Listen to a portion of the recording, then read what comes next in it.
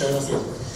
Bueno, ni que decir tiene que es un privilegio estar aquí y un enorme placer descubrir el interés que aún sentimos por la filosofía, es decir, que la filosofía aún nos pueda nuclear, que pueda llamar nuestra atención y traernos a un evento como este, que a lo mejor podríamos pensar que es minoritario. Bueno, tal vez sea minoritario, pero yo el hecho de que seamos muchos o pocos haciendo algo no creo que sea un elemento de valoración, ¿no? Yo creo que lo que hacemos es importante, aunque aquí estuviésemos 4 personas. Que estemos tantos, pues además es una satisfacción añadida, pero lo importante es hacer lo que en conciencia creemos que debemos hacer, y hoy por hoy es reivindicar ese valor de la filosofía como un elemento útil en la sociedad. ¿Qué voy a decir de los ponentes que han estado, que me han antecedido, ¿no? La verdad es que han sido todas ponencias maravillosas. Yo no voy a hacer nada tan elaborado. La verdad es que en mi ponencia, en esta reflexión sobre si la filosofía es clásica o revolucionaria, hay conclusiones propias mías, reflexiones que yo mismo he ido haciendo a lo largo del tiempo, ¿no? Y en mis propias clases de filosofía, que yo creo que tienen el valor de la propia filosofía. Es decir, la filosofía nos enseña a cuestionarnos las cosas aun cuando creemos que nosotros tenemos las respuestas o que sabemos qué es lo que tenemos que hacer. De hecho, si analizamos un poco el título de la charla, de la ponencia, filosofía clásica o revolucionaria, nos vamos a encontrar con 3 elementos que necesitarían definición, y a lo mejor no los vamos a definir como nosotros creemos que deberían definirse. Sobre la filosofía no voy a hablar gran cosa, porque yo creo que ya hemos hablado largo y tendido. Esa necesidad natural en el ser humano de saber más, de saber en profundidad, de preguntarse sobre sí mismo, sobre la vida, sobre el sentido que tiene la vida, buscando una cada vez mayor perfección. Yo creo que en ese sentido le doy toda la razón a Platón cuando pone en boca de Sócrates aquello de que el ser humano busca el bien, naturalmente, y todos buscamos un bien mayor, y en el proceso de ir buscando aquello que es cada vez un mayor bien, un bien mayor, pues vamos creciendo y vamos evolucionando. Por lo tanto, ahí está, yo creo, definido lo que es filosofía. Pero ¿nos atreveríamos a decir qué es clásico y qué es revolucionario? Bueno, cuando han intervenido Daniel y Filipa esta mañana con su ponencia tan fresca sobre la filosofía del manga, ha habido un momento en el coloquio en el que Dania, me vais a perdonar que le diga a Dani, pero como es discípulo mío, pues la verdad es que le tengo mucha familiaridad y también me siento muy orgulloso de verlo aquí exponer esas ideas con tanta claridad. Pero lo cierto es que en algún momento él ha hecho una caricatura de cómo nosotros nos imaginamos a Platón, ¿no? Como un señor con barba, con una toga, con unos pergaminos bajo el brazo, paseando por el ágora con un grupo de convencidos, ¿no? Bueno, disertando sobre sus teorías completamente fuera del mundo. Es decir, nosotros lo identificaríamos como un poco bicho raro, ¿no? Ahora diríamos un friki, ¿no? Es decir, alguien que está a sus cosas, pero que en realidad, pues bueno, pues es un poco como la imagen que tenemos de la filosofía, algo que no nos lleva a ningún lado y que al final pues, le damos muchas vueltas a las cosas para no llegar a ninguna conclusión. Y desgraciadamente esa opinión es una opinión muy generalizada sobre lo que es la filosofía. La filosofía clásica, por lo tanto, lo asociamos muchas veces a algo inmovilista, producto de algo que es muy antiguo, conformista. Yo no estoy para nada de acuerdo con esta imagen ni de la filosofía, ni muchísimo menos con la filosofía clásica, ¿no? Tampoco estoy muy de acuerdo con la idea que tenemos de lo revolucionario. Claro, nosotros inmediatamente pensamos en lo revolucionario, y ahora se piensa muchísimo en que hay que cambiar las cosas, en que hay que salir a la calle, hay que tomar el poder, hay que escarmentar a la gente corrupta que nos ha dirigido hasta ahora, y todo tiene que ser un cambio rápido, inmediato. Nosotros buscamos además las soluciones inmediatas, ¿no? Porque las cosas hay que, los problemas acucian y por lo tanto todo tiene que ser a toda velocidad, ¿no? Claro, la imagen que tenemos de los revolucionarios es contraria, es decir, en vez de estar pensando en el pasado, estamos pensando en el futuro, y nos sentimos poderosos porque salimos a la calle y gritamos y las masas se saltan porque han llegado a un límite de resistencia a partir del cual hay que cambiar las cosas sea como sea. Y siempre pensamos en ese futuro que va a ser mejor gracias a la revolución. Bueno, yo tampoco estoy del todo de acuerdo con esta idea, y voy a intentar matizarla.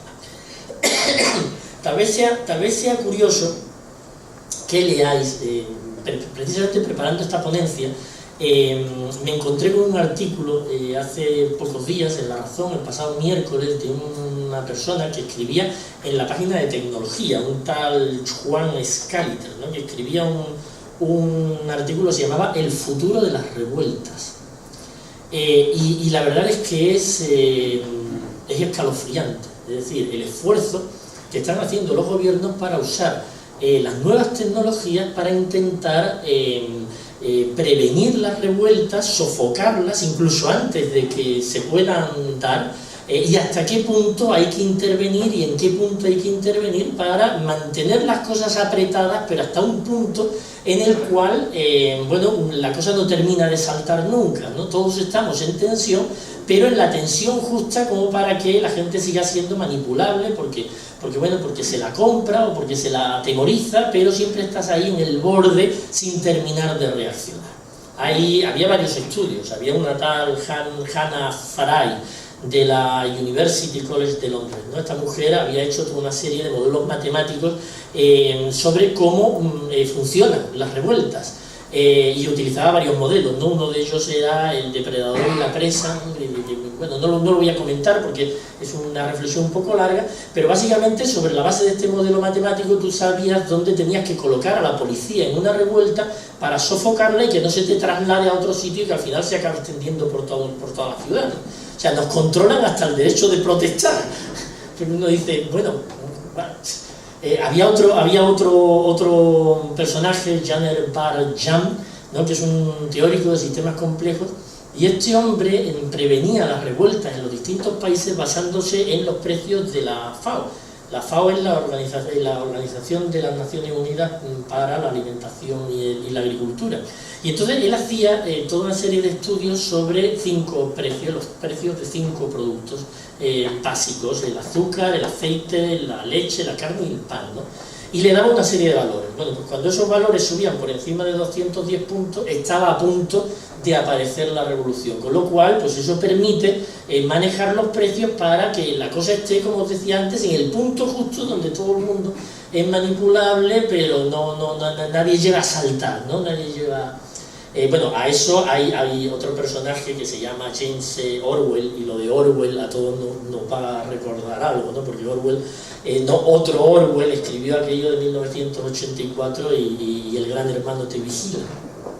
Y este personaje lo que ha hecho ha sido perfeccionar un sistema de reconocimiento facial que permite grabar todo lo que sucede en cualquier revuelta y después poder identificar a la gente por los perfiles de las redes sociales, lo que inmediatamente da pistas sobre quién es, su economía, sus relaciones personales, sus amistades. La verdad es que es una máquina. Yo leí ese artículo el pasado miércoles leyendo el periódico mientras me tomaba un café y hervía de indignación, ¿no? Hasta dónde podemos estar manipulados y hasta dónde podemos pensar en una revuelta cuando en realidad todo parece como orquestado, ¿no? Todos tenemos la sensación de que vivimos en una sociedad artificial, un poco a la manera de la caverna de Platón, donde nos tienen sentados mirando el fondo de la caverna e interpretando a las sombras por realidad, cuando en realidad no son más que sombras. Pero esto se puede cambiar, es decir, hay algo que es evidente, y es que todos sentimos la necesidad de que hay que cambiar las cosas. Pero ¿cómo las vamos a cambiar? Bueno, lo que planteaba este artículo que yo leí el miércoles pasado no es nada nuevo. Es decir, todos sabemos que el movimiento de las masas es fácilmente medible y fácilmente perceptible, y hasta cierto punto también es manipulable. Así es como se crean los sistemas de mercado, las corrientes de opinión, las tendencias de moda. Nosotros pensamos que las cosas se ponen de moda porque sí, pero en realidad hay un montón de gente decidiendo qué es lo que se va a poner de moda y todos acabamos comprando eso que se va a poner de moda, o opinando de esa determinada manera, o valorando algo que en realidad está orquestado previamente.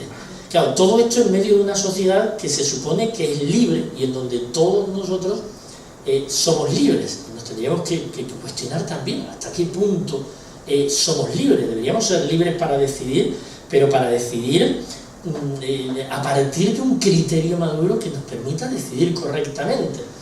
En realidad, a mí pensaréis que soy un poco paranoico, pero yo, por lo general, si todo el mundo valora algo, o hace algo, o algo se pone de moda, yo de momento desconfío. Es decir, ¿por qué de pronto ahora mismo todo el mundo habla de esto, o todo el mundo hace esto, o todo el mundo compra esto, o esto es fantástico, y todo el mundo valora esto? Porque en realidad hay muchas cosas que se pueden orquestar perfectamente sin que nosotros nos demos cuenta. Y eso en realidad es una forma de vendernos una libertad que está coartada de antemano. Vosotros pensad en lo siguiente: una de las formas de orquestar esa aparente libertad es lo que hemos dado en llamar la sociedad de la información. Voy a intentar explicarme. Nosotros tenemos la capacidad de elegir indudablemente. Es decir, si yo después de comer en un restaurante me pregunto por el postre, y cuando me enseñan la carta de postres me dicen, ¿puede usted tomar un helado? Ah, ¿y de qué sabores hay? Pues mire, pues hay de chocolate, de nata y de fresa, y me dan 3 sabores a elegir. Lo más probable es que yo elija uno de los 3, me coma el helado y esté estupendamente bien, esté contentísimo del helado que me he comido.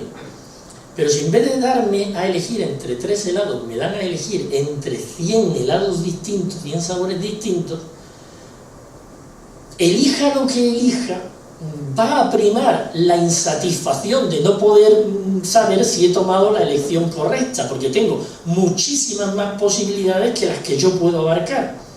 No sé si me explico. Si nosotros introducimos, no sé, a alguien le puede gustar algo, la ópera.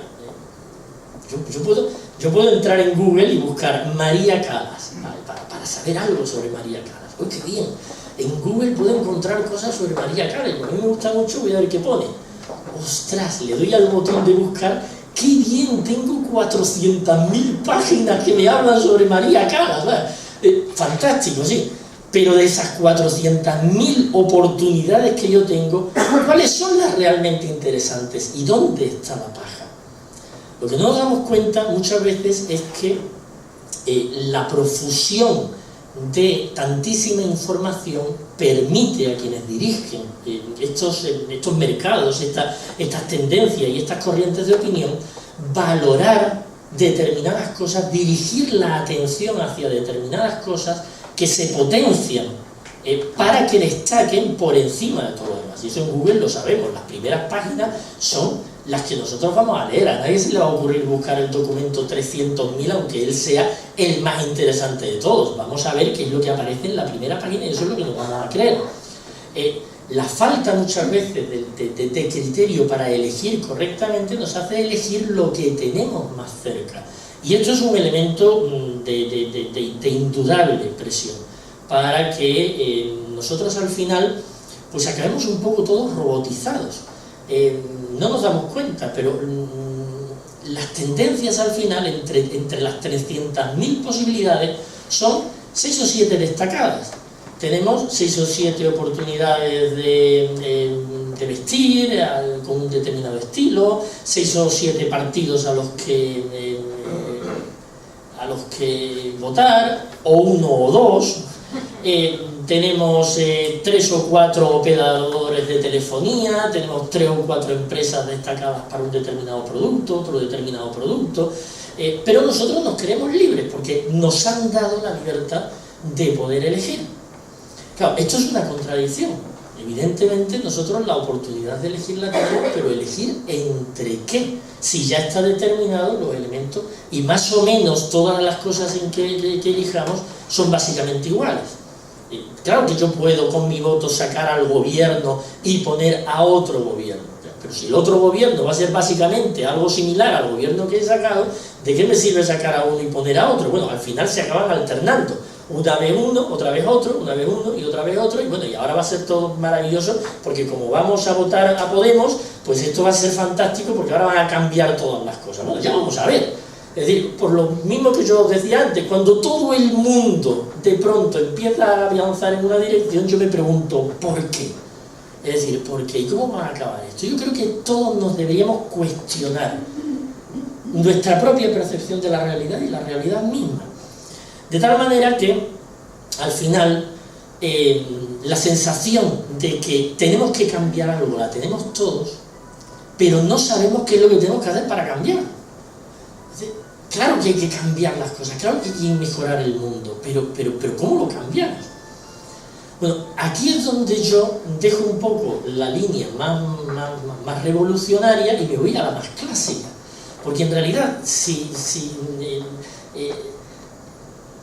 yo reflexiono sobre cuáles son los modelos más adecuados para cambiar las cosas, no los veo en el mundo moderno, por lo menos no en todo lo que veo en el mundo moderno.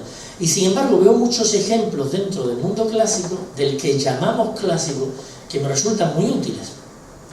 En primer lugar, hay que, como yo os decía antes, nos tenemos que cuestionar a qué llamamos clásico.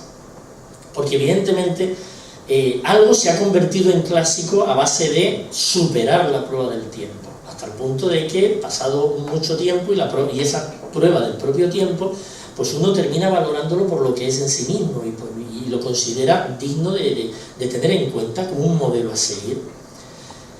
Así podemos hablar de Platón o de Aristóteles o de tantos otros. Bueno, hoy por hoy clásicos son hasta los Beatles. Preguntadle a cualquier joven de 20 años y os va a decir los Beatles. Ah, claro, sí, son clásicos. Sí, pero la mayoría de nosotros que tienen, como decía Manuel antes, una edad como la mía, que ya son unos cuantos años, los Beatles no eran clásicos. Los Beatles eran revolucionarios. Es decir, realmente cambiaron el mundo en el que ellos vivieron. Y lo mismo sucede con muchos otros, como antes hablábamos de Platón o de Aristóteles o de Hipatia de Alejandría o de Giordano Bruno. Era gente revolucionaria. Era gente que en su momento intervino en su sociedad intentando cambiarla. Se enfrentó a los poderes en aquel momento. Y se enfrentó a los poderes con sus ideas y con su ejemplo de vida, es decir, con sus actos, con su manera de encarar la vida. Por lo tanto, lo de clásico, permitidme que lo ponga entre comillas, porque hay que entrar en el contexto adecuado.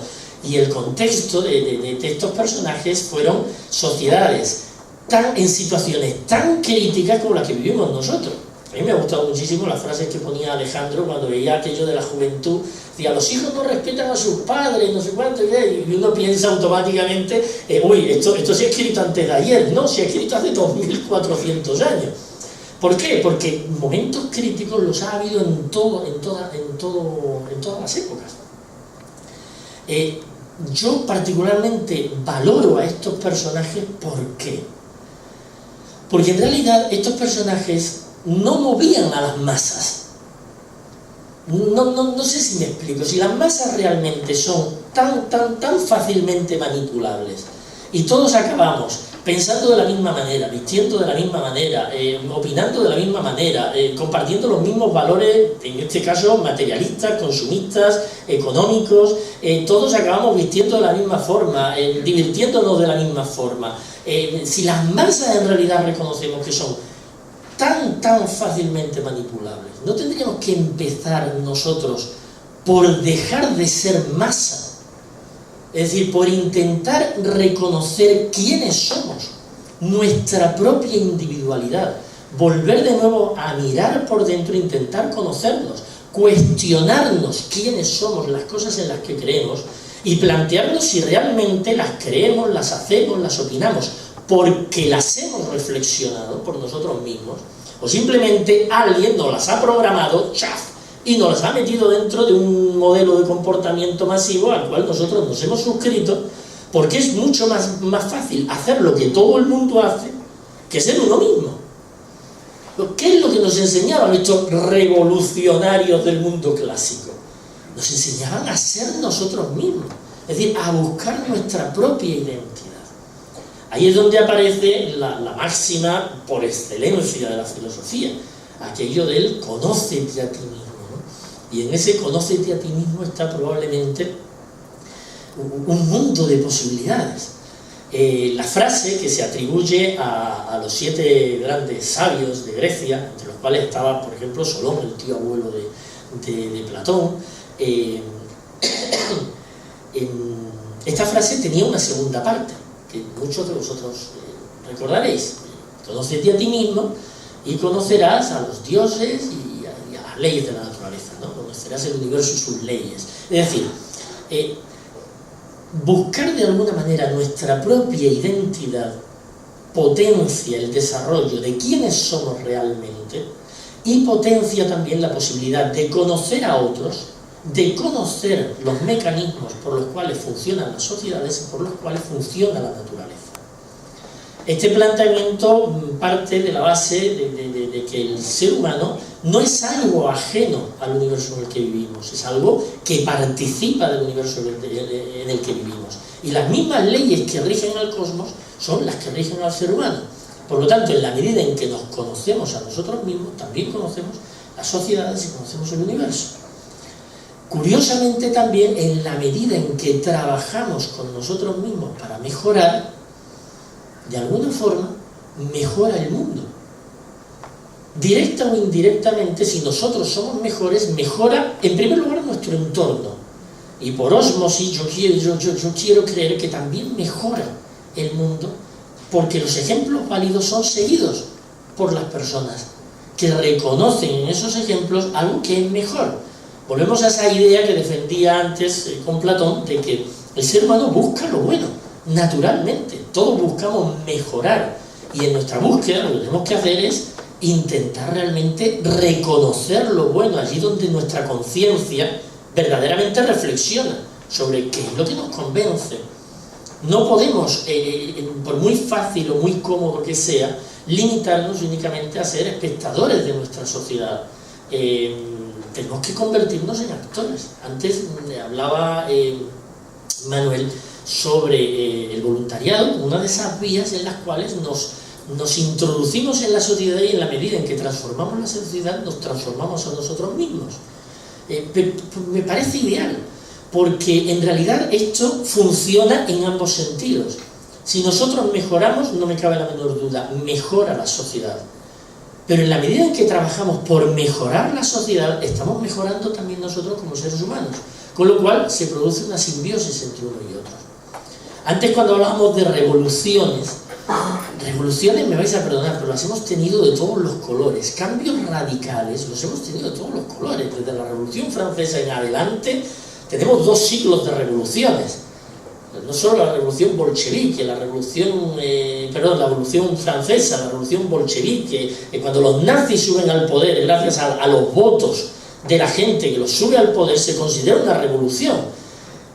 Y más revoluciones que las que producen las guerras mundiales no hay otras. Y detrás otras más pacíficas, como los hippies. ¿Y en qué acabaron la mayor parte de ellas? Cambiaron los sistemas, qué duda cabe, pero seguimos sumergidos en la crisis. ¿Por qué?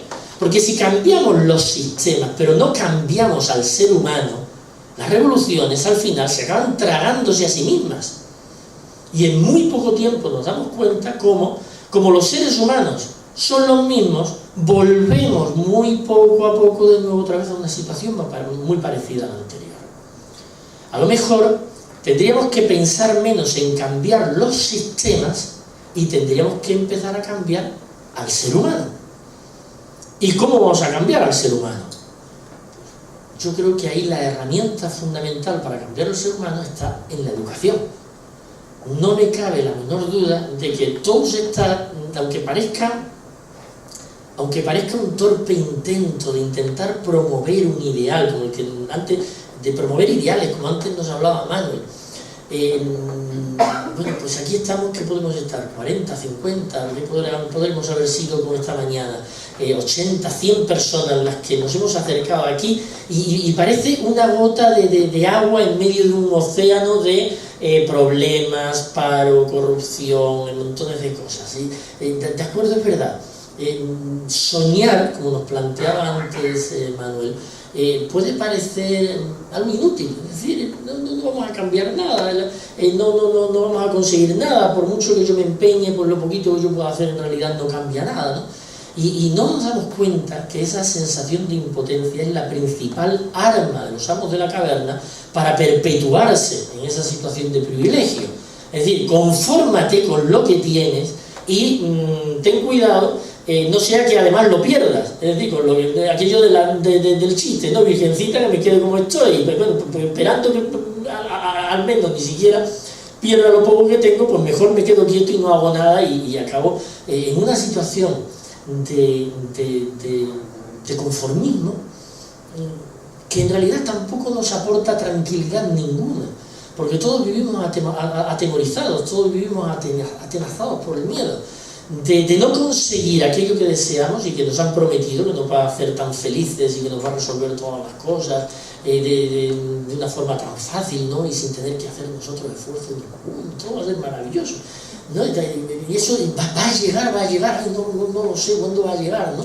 Vivimos atemorizados, y si lo hemos conseguido, pues en algún momento determinado lo vamos a perder, y si lo perdemos también nos pasamos la vida teniendo que podemos perderlo.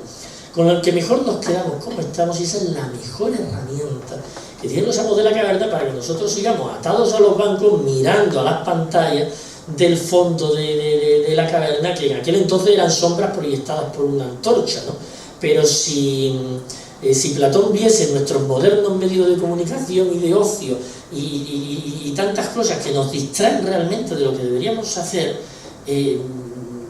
yo creo que se espantaría hasta qué punto el mundo en el que vivimos no lo hemos convertido en una gigantesca caverna donde vivimos siempre distraídos, como una especie de parque temático maravilloso, donde todos son lucecitas de neón y aparatitos fantásticos de última generación, donde yo siempre estoy haciendo, no sé, WhatsApp en vez de hablar con la gente, o viendo una telerrealidad virtual, cuando en realidad la realidad de conocer a otras personas y de vivir la vida es muchísimo más interesante que cualquier cosa que yo pueda encontrar en una pantalla de televisión, ¿no?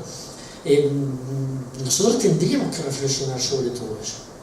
Ante el ejemplo del mito de la caverna, Platón plantea que todo empieza a cambiar cuando aparece una persona ahí en medio que se cuestiona lo que está viendo, que se cuestiona a sí mismo, que se cuestiona si lo que está viendo y él mismo es real, ¿no? Y lucha por romper las cadenas que le atan al banco, ¿no? Que le atan a la caverna. Y a partir de ahí inicia la aventura del conocimiento, de intentar descubrir qué es la realidad, cuál es la causa de esas sombras, y si hay algo que está más allá de las propias sombras, que es más válido. Y ahí empieza el camino de salir de la caverna, de llegar al mundo exterior y de darse cuenta de que las sombras son producto de una luz gigantesca que es mucho mayor que es la luz del sol, y que hay una realidad fuera de la caverna que es mucho más real, y que esa luz penetra hasta el fondo tan tenuemente, bueno, pues sería la oscuridad de la ignorancia en la que todos vivimos. Necesitamos de esa persona valiente que asume el compromiso del cambio, del cuestionarse, del pensar por sí misma, de no creer lo que los amos de la caverna le están contando, de tener la valentía de rebelarse ante los valores de esa sociedad que es la caverna, y de buscar algo que realmente es mejor, no porque nos interese más en nuestros intereses egoístas, sino que es mejor para todos. Y así es como surge el filósofo, cuando surge la necesidad de buscar un bien que sea un bien para todos, un bien real. Ese filósofo que sale de la caverna, cuando descubre que es la realidad, no le queda más remedio que propagarla. Es decir, motivado por por la necesidad de compartir aquello que ha valorado, tiene que volver a la caverna y tiene que zarandear a los que aún están dormidos pensando que en la cómoda y calentita realidad de la caverna, bueno, pues sí, puedes tener una sensación de realidad, pero lo que estás viendo es mentira. No, despierta, ¿no? Le dice el filósofo a los condenados. Y algunos condenados, bueno, pues sí, intentan despertar, se curiosean, miran hacia atrás, se preguntan si realmente esto que nos cuenta este loco que ha venido aquí a darnos gritos y a zarandearnos es cierto, ¿no? Pero hay muchos otros que se rebelan ante lo que el filósofo les plantea, ¿no? No, a mí no me cuestionen las cosas, a mí déjame vivir en la inconsciencia de mi confort. Si a mí me basta con estar aquí, con no pensar demasiado, con no cuestionarme demasiado las cosas. Tú permíteme que yo esté más o menos feliz, tranquilo, entretenido, y ya está. ¿Para qué me voy a cuestionar qué es la vida? Bueno, mientras la caverna funciona y todos estamos felices disfrutando de los placeres de la caverna, estamos dormidos y nadie viene casi nadie se cuestiona qué es lo que pasa. Pero para eso también funcionan las crisis. Es decir, en un momento determinado la caverna deja de ser un lugar cómodo, calentito, donde nos pasamos la vida siempre entretenidos y nos toca asumir que, ostras, ahora todo eso que a mí me parecía tan claro y tan seguro, pues resulta que en realidad es algo que lo mismo que desaparece. Y ahora que ha desaparecido, ¿qué voy a hacer yo, ¿no? Yo creo que, como decía también Daniel esta mañana en el coloquio, las crisis son buenas porque nos despiertan de la caverna, es decir, nos despiertan de una realidad que por demasiado cómoda, por demasiado simple, nos obliga a cuestionarnos y a buscar otras cosas. Y creo que este es un buen momento donde la filosofía es más necesaria que nunca, porque nos va a hacer cuestionarnos qué es lo que realmente le da sentido a la vida. ¿Y quién soy yo? Y nos va a obligar a buscar nuestra propia identidad fuera de la masa programada. Es evidente que esto no va a ser popular y que los filósofos nunca hemos sido populares, ni lo seremos nunca. No voy a contar qué es lo que le pasó a Sócrates, a Anaxágoras, qué es lo que le pasó a Hipatia, qué es lo que le pasó a Giordano Bruno y a tantísimos otros bueno, y al mismo Platón, que fue expulsado de Sicilia cuando intentó crear su famosa Platonópolis, su ciudad ideal, y que al final, y que de hecho lo vendieron como esclavo, como también contaban esta mañana. O sea, los filósofos, ¿por qué nos pasan estas cosas? Bueno, evidentemente porque somos revolucionarios, es decir, porque estamos comprometidos con nuestra sociedad, porque queremos mejorar las cosas. Y intentar mejorar las cosas, convenciendo a todo el mundo de que lo que hay que hacer es aprender a pensar por uno mismo y a tomar decisiones por uno mismo, eso es algo que disgusta enormemente a los amos de la caverna. Eso disgusta enormemente, gente que no sea dócil, obediente, que no siga las directrices de la sociedad, que no vaya por esos raíles bien engrasados donde todo el mundo piensa, siente y actúa de la misma forma. Cuidado, ahora nos dirían, cuidado en qué secta te metes, ¿no? Porque ya estoy yo más que acostumbrado a ese tipo de planteamientos. Cuidado en qué secta que te están metiendo, que te van a comer el coco, que te van a lavar el cerebro y que te van a hacer alguna especie de bicho raro ajeno a todo lo que es normal, ¿no? Pero es que realmente nos tenemos que empezar a cuestionar realmente qué es lo normal. Y a lo mejor como Don Quijote, nos vamos a dar cuenta de que es preferible vivir loco y morir cuerdo, aunque yo muchas veces he creído que en realidad Don Quijote vivió cuerdo y murió loco, es decir, renunciando a todos esos sueños, a todos esos ideales que había vivido a lo largo de su vida, ¿no? Y nos parece a los demás que estaba loco. Bueno, pues allá cada uno con lo que quiera pensar. Nosotros deberíamos poder reconocer lo que nuestra conciencia nos dicta y ser consecuentes con ello, para poder construirnos como personas coherentes, personas que soñamos, pensamos, sentimos y actuamos coherentemente en la misma dirección. Y no como nos pasa la mayor parte de las veces, que lo que hacemos no tiene nada que ver con lo que pensamos no tiene nada que ver con lo que sentimos, y lo que sentimos no tiene nada que ver con lo que soñamos. Estamos divididos en 1000 actividades distintas, disgregados, destruidos, como seres humanos, convertidos prácticamente en robots, que, como me decía José Luis esta tarde, interesantísimo, ¿no? La palabra robot, yo no lo sabía, pero significa esclavo, ¿no? La palabra robot significa esclavo, significa siervo, es decir, significa el que está al servicio de, pero además de la forma más inconsciente posible. Y en una sociedad robotizada vamos a acabar todos convertidos en un código de barras. Vamos a permitir que eso suceda. Evidentemente tenemos que intentar por todos los medios rebelarnos ante esa situación. Y la mejor forma, no me cabe la menor duda, es convertirnos en filósofos, es decir, buscar nuestra propia identidad individual, conocernos a nosotros mismos. En la medida en que nos conocemos a nosotros mismos, esforzarnos por mejorar como seres humanos. Y en la medida en que mejoramos como seres humanos, trabajar generosamente por construir también un mundo que sea mejor, al servicio de los demás, al servicio de ideales que podamos compartir entre todos, de valores que sean buenos no para un determinado grupo u otro, sino que sean buenos para la humanidad.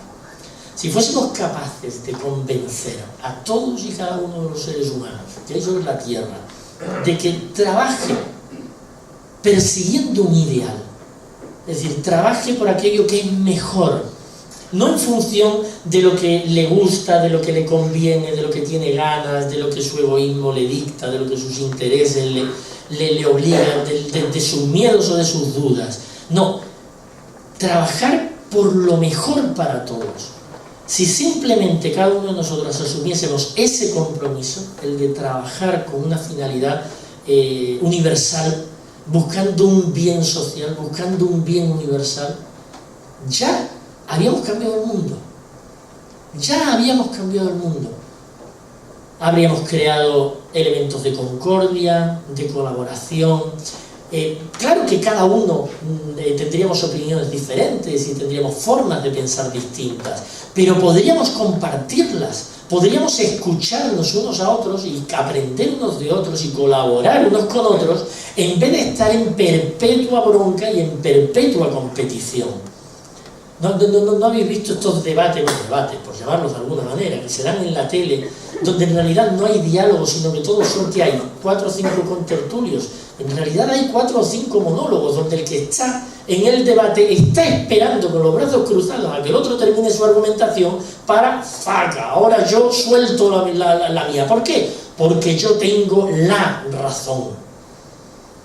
Y hay mucha gente intentándonos vender la razón, la verdad que ellos tienen y que sirve a unos determinados intereses que pueden ser de cualquier tipo, académicos, políticos, empresariales, sociales, culturales, religiosos, gente que dogmatiza sobre la verdad. La tenemos cada vez más por todas partes, y a más nos enfrentemos a una situación como la que estamos viviendo sin reaccionar, más se van a radicalizar las posturas, donde todo el mundo defiende su verdad como la única que existe, y al contrario lo tengo que machacar, porque haga lo que haga, está mal.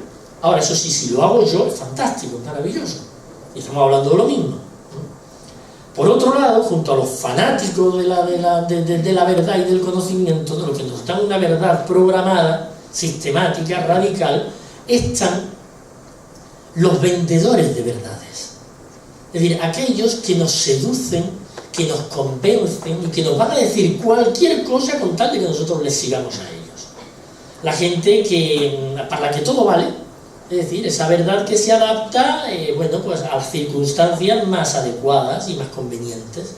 El otro día también en el periódico veía, en El País en este caso, no sé si seguís, en algún caso puede que os suene, un dibujante que hace viñetas, ¿no?, que se llama El Roto, y que siempre tiene viñetas muy, muy duras, ¿no? Y hubo una que me llamó muchísimo la atención, yo creo que de esta semana, aquí sí que no podría decir qué día fue, pero la verdad que me gustaría pillar esa viñeta por internet. Y se veía, pues parecía un político, ¿no?, jurando el cargo, ¿no? estaba el político jurando el cargo así con la mano puesta, pues yo qué sé, sería sobre la Constitución, ¿verdad? Ya en el segundo vaso retirado, no, dejadlo, no pasa nada. Está con la mano puesta, otra mano así puesta sobre el pecho, ¿no? Y está haciendo su juramento, ¿no? Y dice, juro que he de cumplir y hacer cumplir lo que las encuestas indiquen. Vamos a ver, eso no es gobernar sobre la base de... Gracias. Ahí ya está. Perfecto, muy bien, muchas gracias. ¿Entendéis que eso no es gobernar? Eso es seducir a las masas, eso es comprar a las masas. Eso es decirle a las masas lo que las masas quieren oír para que tú me votes a mí, tú me compres a mí, tú me sigas a mí, tú creas en lo que yo creo. ¿Por qué? Porque es lo que a mí me conviene, no porque es lo más justo, ni es lo más bueno para todos. Es lo que yo creo. Y por lo tanto voy a seducir a la gente, vendiéndole algo que no es verdad, es una verdad adaptada a las circunstancias y a los intereses. ¿Por qué la filosofía es tan importante? Porque la filosofía nos enseña a buscar la verdad donde esté. Y a veces la verdad está en lugares que nos convienen y otras veces está en lugares que no nos convienen.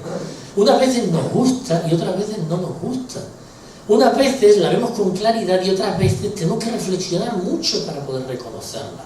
Y evidentemente la verdad nunca va a ser la verdad, porque eso es un arquetipo, ya nos lo explicó Platón, que está fuera de nuestra órbita. Es un ideal. Pero si yo persigo un ideal, las diferentes verdades que voy a ir construyendo a lo largo de mi vida van a ser cada vez más amplias, cada vez más completas. Y en la medida en que yo la voy buscando, ese bien universal, esa verdad universal, me voy construyendo a mí mismo y voy reconociendo una realidad que cada vez es mayor. Ahí es donde tenemos que empezar a trabajar. Y tenemos que empezar a trabajar no esperando que nadie nos resuelva la papeleta, sino con nuestro propio compromiso personal de intentar ser mejores y de intentar ayudar a que el mundo en el que vivimos también sea mejor. Cada uno tiene que encontrar la medida de su propio esfuerzo, pero es imprescindible ese compromiso. El hecho de estar aquí es una forma de compromiso, es una forma de sentir que tenemos inquietudes y tenemos que dar rienda suelta a esas inquietudes. Pero no bastan las inquietudes ni bastan las intenciones. Las intenciones tienen que ir seguidas de acciones. Y esas acciones tienen que ser eficaces. No basta únicamente con desear que las cosas mejoren, tenemos que construir las vías necesarias para poder mejorar. La filosofía es clásica y es revolucionaria. Y cuanto más clásica, es más revolucionaria. Y cuanto más revolucionaria, más se acerca a los valores clásicos, es decir, a los valores de siempre. Porque en definitiva, la palabra revolución no significa más que reevolución, es decir, volver de nuevo al camino de la evolución, volver de nuevo al camino del Dharma, de la ley, de lo que es justo, de lo que es bueno, no porque nosotros tenemos una u otra apreciación de lo bueno, sino porque nos motiva algo que sea bueno para todos. Y aunque eso sea un ideal que a muchos de vosotros os resultará utópico, a mí la palabra utopía no me gusta, porque la palabra utopía se ha inventado para desanimarnos y decir, no, como esto es imposible, ni te preocupes en hacerlo. No, yo prefiero la palabra idealismo, como lo hemos planteado antes, porque la palabra idealismo me ayuda a entender que aunque los ideales estén muy lejos, son el farito que dirige mi rumbo, que dirige mi camino, y que persiguiéndolos, aunque siempre estén en la lejanía de un horizonte que siempre avanza, en la misma medida en que yo avanzo, como nos decía Pascual aquí de la luna, ¿no? La luna me sigue, ¿no? El horizonte también nos va siguiendo, ¿no? siempre se va perdiendo, y yo avanzo y el horizonte también, y yo avanzo y el horizonte también. Claro que los ideales son inalcanzables, por lo menos son cercanamente inalcanzables. Pero qué bien estar en una dirección en la que poder caminar. Porque si podemos definir una dirección en la que poder caminar, probablemente todos empezaremos de una vez por todas a caminar en la misma dirección. empezaremos a buscar algo que sea bien para todos y que podamos compartir, con lo que podamos sentirnos colaboradores y no competidores, con lo que podamos coincidir, porque son aquellas cosas que son propias del ser humano, de lo más profundo del ser humano. Y eso no lo tenemos que inventar, ni nos lo tiene que vender nadie. Eso lo único que tenemos que hacer es mirar hacia adentro y reconocerlo, porque está dentro de nosotros mismos. Por eso la filosofía, la máxima fundamental de la filosofía, empieza por conocernos a nosotros mismos. Porque en la medida en que reconozcamos en nosotros esas leyes, vamos a poder aplicarlas a todo lo que existe. Y vamos a poder trabajar por un mundo que sea no solo nuevo, sino que también sea mejor. Y estas eran las pequeñas reflexiones que yo quería compartir con vosotros, que como veréis no os he dicho nada nuevo, seguramente muchos de vosotros ya me la habríais incluso oído, me la habréis escuchado decir en otras oportunidades. Pero creo que son las viejas ideas de siempre que conmueven al alma y que hacen que sintamos la necesidad de reaccionar y de avanzar. Y aunque sean viejas y sean nuevas y sean inéditas o repetidas 1000 veces, tienen el valor de lo que es propio del alma y como tal lo reconocemos como algo también propio de nosotros mismos. Ahí nos podemos unir, en nuestros sueños, en nuestros ideales, en nuestra necesidad de ser mejores y de construir un mundo mejor. Y eso es lo que nosotros os proponemos, que os sintáis en casa, que participéis de esta casa de locos, bichos raros, idealistas, gente soñadora, pero también gente activa, que no se limita solamente a soñar o a protestar o a criticar o a quejarse, sino que diariamente está activamente trabajando por mejorar este mundo. Y os lo puedo asegurar, yo creo que todos los que me conocéis y todos los que compartimos muchos proyectos de investigación y de acción, de voluntariado que llevamos a cabo, lo sabéis. Cuando de verdad nos proponemos mejorar el mundo, el primero que mejora es uno mismo. Nosotros mismos somos el principio y el final, ¿no? Como los lobos, ¿no? Como la serpiente que se muerde la cola. Y vuelvo a decir que bueno, pues nada más, no quiero entreteneros mucho más, que muchísimas gracias por vuestra presencia, por vuestra atención. Yo sé que 6 ponencias seguidas así una detrás de otra, pero qué valientes que sois. Espero que todo haya sido de vuestro agrado, vuestra satisfacción, y como os decía antes, bueno, pues, este tiene que ser un primer paso. A partir de ahí, juntos, ¿no? Avanzando hacia adelante. ¿De acuerdo? Muy bien. Muchas gracias.